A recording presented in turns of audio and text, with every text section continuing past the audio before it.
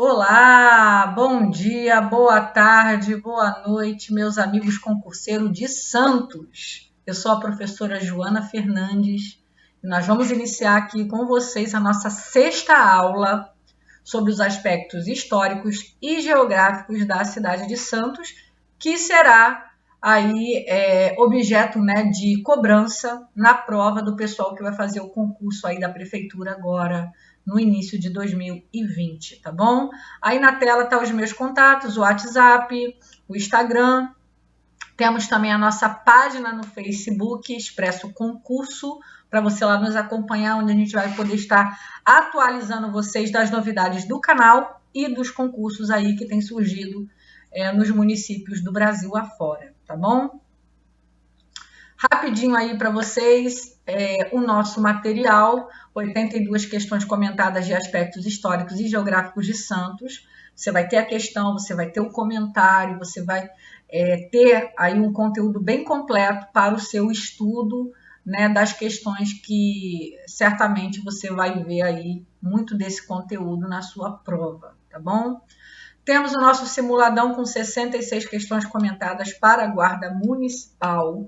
Esse simuladão ele vem batendo todo o edital, tá? Todas as disciplinas ali do edital de Guarda Municipal, ele está bem direcionado para o seu concurso, então é uma maneira de você testar os seus conhecimentos, tirar as suas principais dúvidas, né? Ver como é que está aí o seu nível, e como ele é comentado, ele auxilia até mesmo na fixação aí dos conteúdos que você tem estudado, tá? 50 questões comentadas de português da Banquiban, R$10, uma ferramenta de estudo muito poderosa para todos os cargos, porque português, né, todo mundo aí vai ter que encarar o português da IBAN. Eu já vou te adiantando que não é um português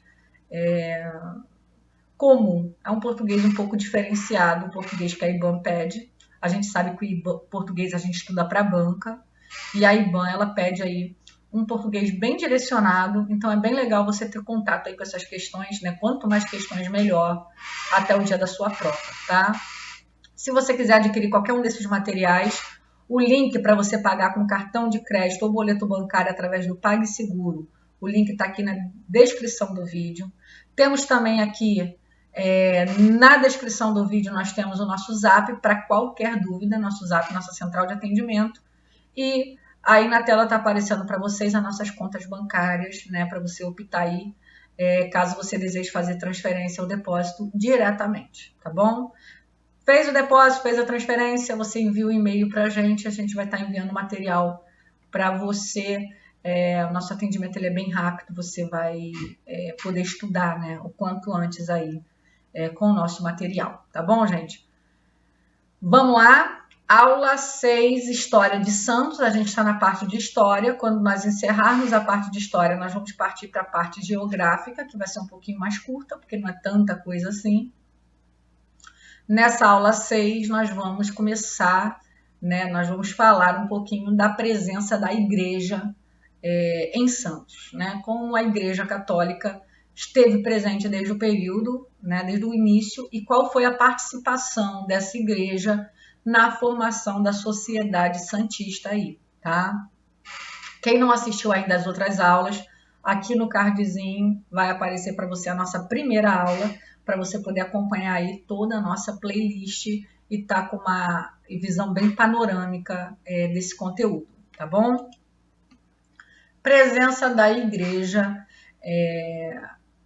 na Vila de Santos, né, na Santos, né, colonial, tá?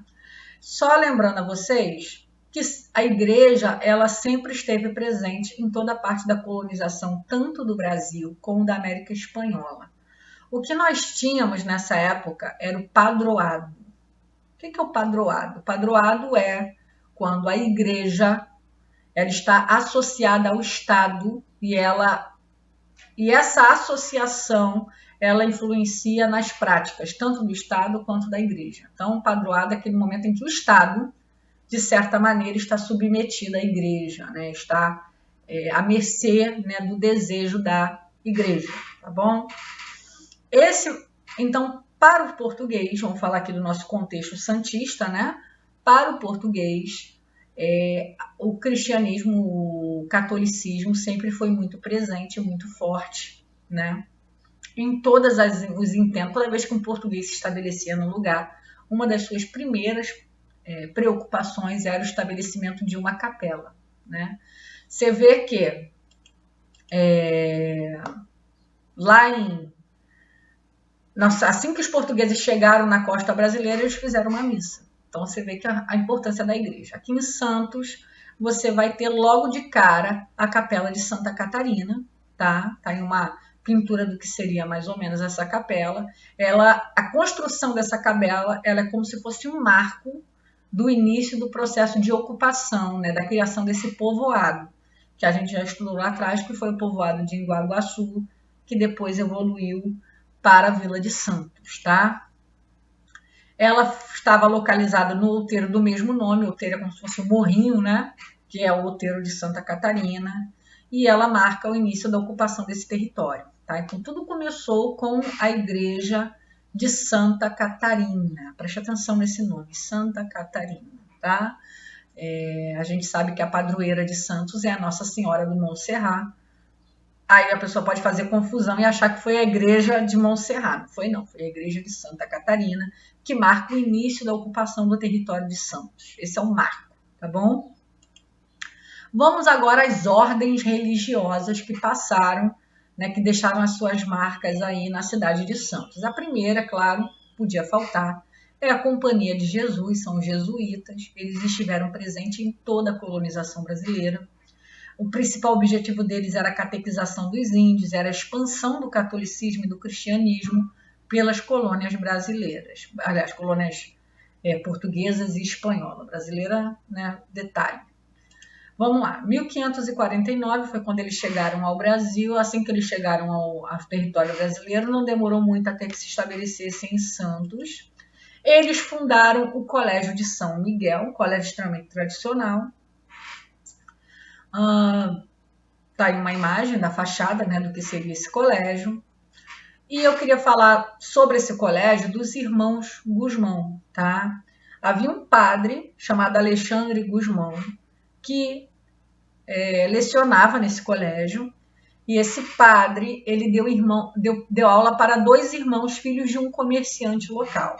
Eram os irmãos Alexandre e Bartolomeu. E, cara, ele foi um professor tão fantástico, esses irmãos gostavam tanto dele, e a família gostava tanto desse padre, que os 2 adotaram o sobrenome do padre, passaram a usar Gusmão no nome. Então, tivemos um novo Alexandre Gusmão e o Bartolomeu Gusmão. E esses 2 rapazes, eles vão ser extremamente importantes na história do Brasil, colônia, na história do próprio Portugal durante esse período, tá? Vamos lá. O Bartolomeu, ele se tornou um padre, se tornou um cientista, estudava objetos voadores. Olha que coisa ousada, né? A gente está falando aí, né, um período bem antigo, né, na história brasileira. Em 1709 ele voou, né? Ele fez um voo num balão, se tornou conhecido em Portugal como padre voador, tá? É um cara muito importante em várias áreas, tá? E o Alexandre, né? Não o Alexandre, o padre que começou isso tudo, o Alexandre, o menino que adotou o mesmo sobrenome do seu xará, né? O Alexandre se tornou professor em Coimbra, um rapaz humilde, né? Professor de Coimbra. Depois ele se tornou secretário do rei Dom João V e ele foi também um diplomata, inclusive no Tratado de Madrid, que é o tratado que estabelece o atual território brasileiro, o Alexandre Gusmão foi essencial, tá? E os 2 são filhos da terra, filhos de Santos, e são nomes importantes aí para você ter para sua prova, tá bom? Então, foi basicamente essa participação da Companhia de Jesus, foi a questão do Colégio São Miguel e a educação aí desses 2 meninos que fez muita diferença. A Ordem Carmelita, tá? Chegou a Ordem dos Carmelitas mais ou menos em 1580. O Frei Domingos foi o percussor. Eles se estabeleceram primeiro lá na Capela da Graça. Quem doou, né, essa capela para eles foi o José Adorno. Lembra do José Adorno? O José Adorno ele montou essa capela em 1562 e 1563. Essa capela foi doada, né, foi cedida aos carmelitas, mas depois eles se mudaram, né, fizeram uma nova capela lá na Praça Barão do Rio Branco, tá? Era mais ou menos essa aí a Capela da Graça, saiu um desenho de mais ou menos como seria, tá? Próxima, a gente tem que ser um pouquinho rápido aqui, gente, porque é muita coisa, tá? Pra gente poder não se estender demais. Ordem de São Bento, tá? Foi Bartolomeu Fernandes que criou ali, tá? Ele criou uma capela chamada Nossa Senhora do Desterro. Quando ele faleceu, os filhos dele doaram essa capela aos beneditinos. Aí veio a Ordem de São Bento para Vila de Santos, né? Era mais ou menos assim que seria essa capela. Eles fizeram um acordo ali, então vamos lá. Bartolomeu Fernandes construiu uma capela, que é a Capela de Nossa Senhora do Desterro.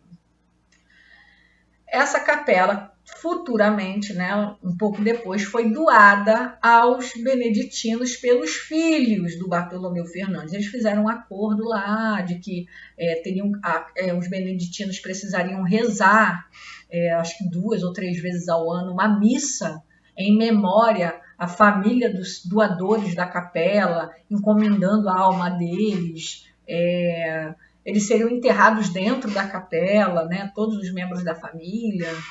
Então, foi mais ou menos assim, um negócio aí para tentar comprar um lugarzinho no céu. Mais ou menos assim, tá?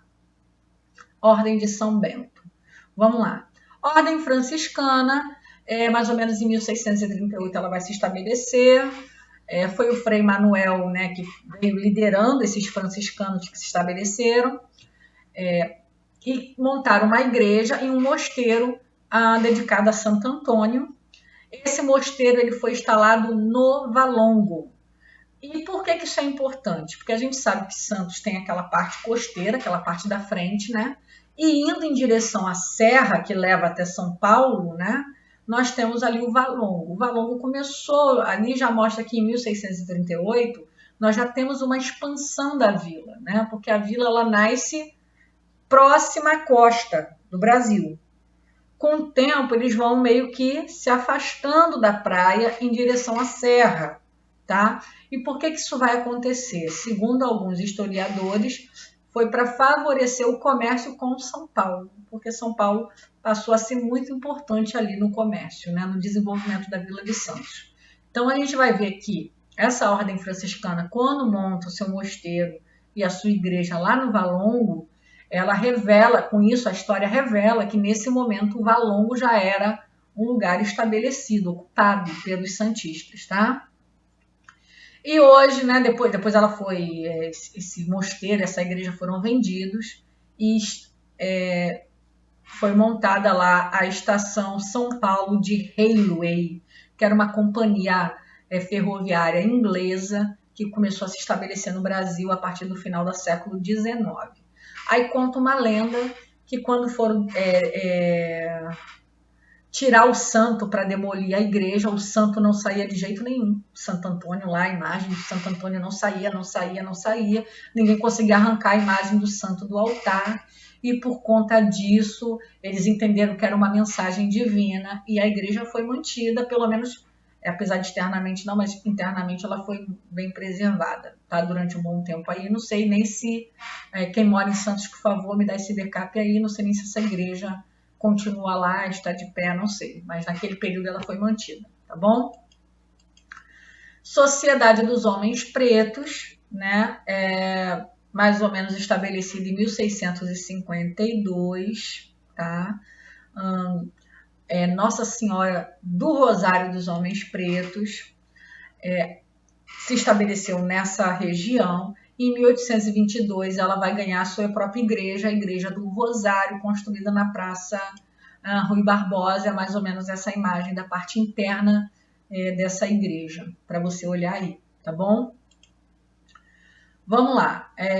Segunda metade do século XVI, nós vamos falar agora do culto a Nossa Senhora do Montserrat.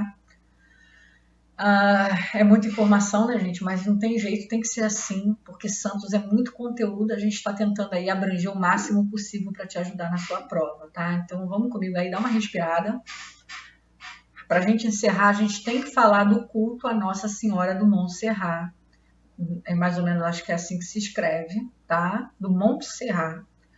É a padroeira. A gente vai falar um pouquinho de como surgiu, né? E como nasceu a devoção a essa santa, tá? Mais ou menos na segunda metade do século XVI. Tem uma imagem aí para você ver da imagem da Nossa Senhora de Montserrat. O que vai acontecer por volta do final do século XVI? Se você for estudar a história do Brasil, você vai descobrir que o Brasil estava sob domínio dos espanhóis. Tá? Portugal. Deixa eu refazer aqui, Portugal. É claro que o Brasil, até então como colônia de Portugal, acabou ficando também sob esse domínio, tá? Então os espanhóis, a coroa espanhola e a coroa portuguesa foram unificadas. E o rei espanhol passou a reinar também em Portugal, questões familiares, questões de sucessão de tronos, não cabe a gente entrar em detalhes, tá? E durante esse período, tá? Eles começaram a introduzir aqui na colônia brasileira o culto a Nossa Senhora do Monte Serrat, né? Fica lá na Catalunha, tá? É um pequeno vilarejo onde teria acontecido milagres e aparições que motivaram o surgimento do culto a Nossa Senhora, tá? Então vamos lá. Período do domínio espanhol. Aí o Brasil passou a ter um governador espanhol, um governador geral espanhol. E quando ele visitou a Vila de Santos, ele levou uma imagem e presenteou o pessoal lá, o mosteiro de São Bento, a Ordem de São Bento. Ele deixou essa imagem sob a responsabilidade deles. Então, a partir desse momento, a Vila de Santos recebe essa imagem, que está lá até hoje, inclusive.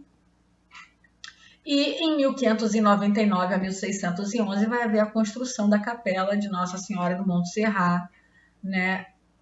Onde ela vai ganhando campo, ela já estava, né, muito forte, o culto a Nossa Senhora de Montserrat já estava muito forte na Vila de Santos. E por que isso? Eu queria falar um pouquinho para vocês sobre o milagre atribuído a ela em 1591. Tá?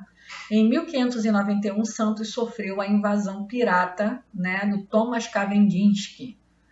Ele invadiu a costa de Santos, inclusive no dia de Natal, enfim. Nossas primeiras aulas, a gente fala das invasões piratas. Se você não assistiu, procura aí na nossa playlist e assiste, tá? Que eu falo detalhes dessa invasão.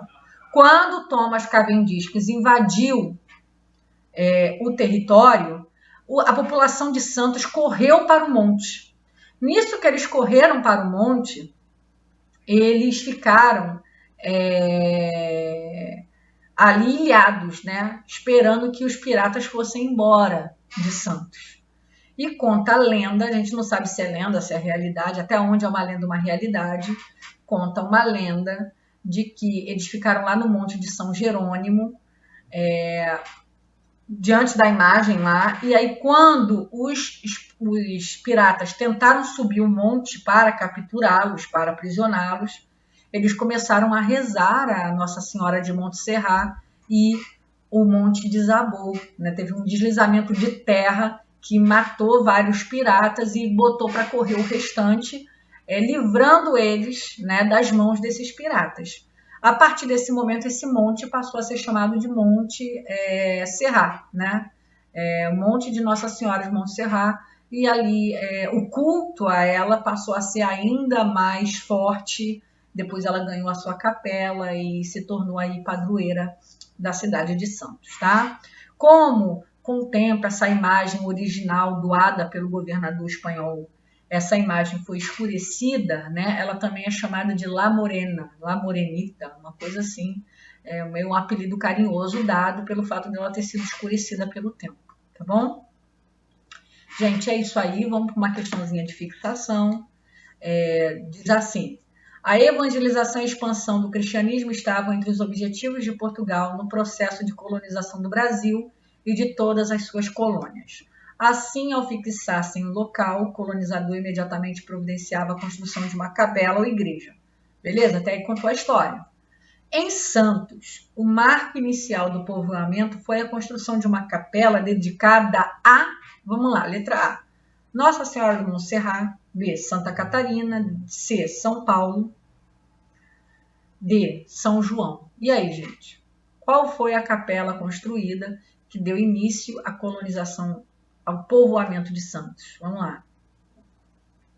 Resposta é letra B, Santa Catarina. Gente, se uma questão dessa cai na prova, a chance de quem não estudou errar é muito grande. Porque como a padroeira é a Nossa Senhora de Montserrat, as pessoas acreditam. Eu fazendo uma prova dessa sem estudar, imaginaria que fosse uma igreja para ela, mas não foi, né? Foi a igreja dedicada a Santa Catarina, tá bom? Beleza, gente? É isso aí.